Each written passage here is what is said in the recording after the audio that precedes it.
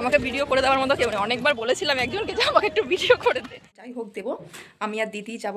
তো নর্মালি সেজেছি, তো সাজিনি এখনও। তো চলো একবার রেডি হওয়ার পর দেখা।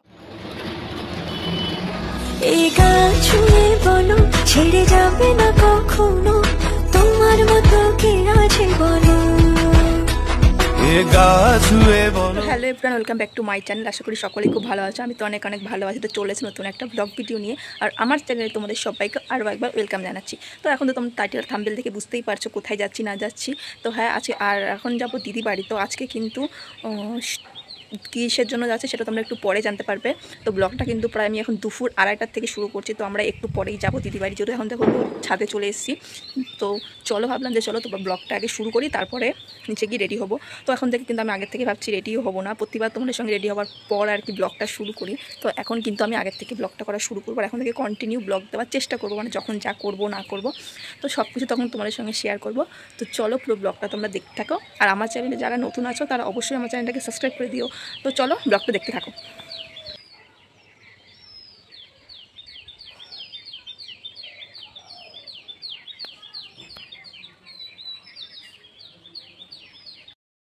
তো এখন রেডি হবো, জামাটা পরে নিয়েছি নর্মালি, যেহেতু প্রচণ্ড গরম পড়েছে এই জন্য বেশি সাজগোজ করবো না, শুধু চুলটা বাঁধবো আর একটু ভেজলিন বা লিপস্টিক বা লিপ বাম যাই হোক দেবো।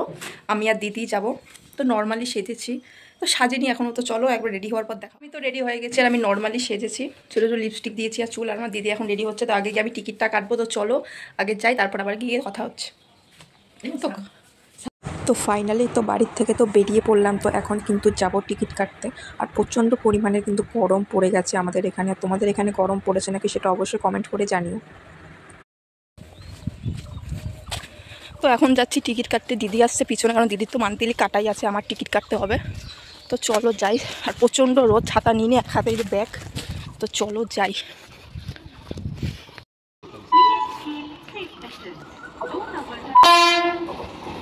कांतीपुर शियालदा लोकल प्लेटफॉर्म क्रमांक 2 पर आ रही है। অনুগ্রহ করে শুনবেন।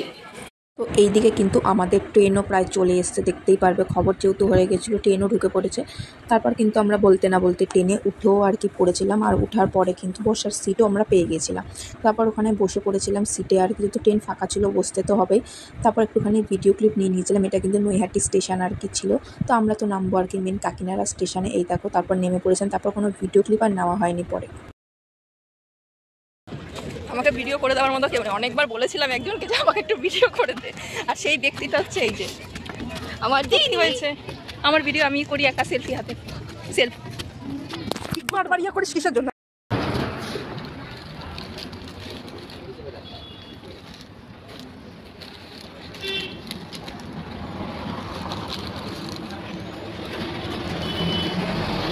তো আমি কিন্তু দিদি বাড়িতে আসার পরে দিদি বাড়ি থেকে কিন্তু গেছিলাম সেলে। আর সেল থেকে কিন্তু আমি একটা 3 পিস কিনে নিয়ে এসেছি।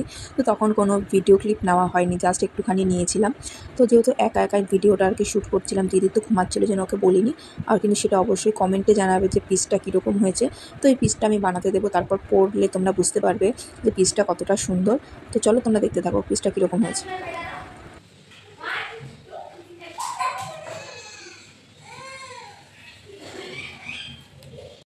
চলে এসেছি এখন দিদিদের ছাদে আর কি আছি আমি। আর একবার শুধু দেখো, তোমাদের এখান থেকে ভিউটা দেখাচ্ছি। আমার দিদি বাড়ির এখান থেকে ভিউটা কত সুন্দর লাগে।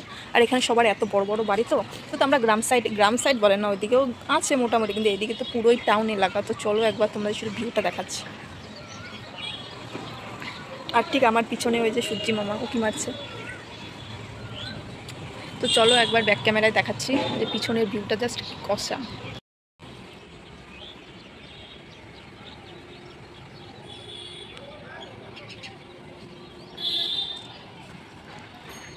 আর সামনেই কিন্তু হাই রোড একেবারে। আর ওই যে সূর্যি মামা উঁকি মারছে ওখান থেকে। চারিদিক শুধু বাড়ি বাড়ি আর বাড়ি, ঘিচিঘিচি করছে একদম।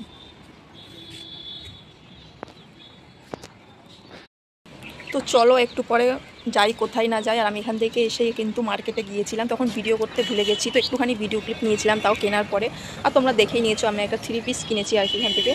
তো 3 পিসই বলে। আর একটা শাড়ি নিয়ে এসেছিলাম, ওটা আমার দিদি কাকি শাশুড়ির জন্য আর কি। তো শাড়িটা ভিডিও করিনি, কারণ দিদির ওই ঘরে ছিল, আমার কাছে ছিল, শুধু আমি আমারটাই তোমাদেরকে দেখিয়েছি। আর অবশ্যই তুমি কমেন্টে জানাবে যে চুড়িদারের পিসটা কীরকম লাগে। তোমরা যদি কিনতে চাও তো অবশ্যই কাকিনাড়া চুড়িনালে আসতে পারো, সেখানে প্রচুর কম দামি যেহেতু সেল এখনও শুরু হয়নি, কিন্তু অনেক মানে শুরু হয়ে গেছে বলতে গেলে। এখানে আমাদের ওখানে তো শুরু হয়নি এখনও সেল, কিন্তু কাকিনাড়ায় কিন্তু সেল শুরু হয়ে গেছে। যারা যারা আসতে চাও, স্টেশন থেকে বেশি দূর না, যদি টোটো করে আসো তাহলে 5 মিনিট, আর হেঁটে আসলে 10 মিনিট লাগবে হয়তো। অনেক কিছুরই সেল দিয়েছে, আমি সেটাকে 3 পিস নিয়েছি ওখান থেকে। তো চলো একটু পর দেখা হচ্ছে।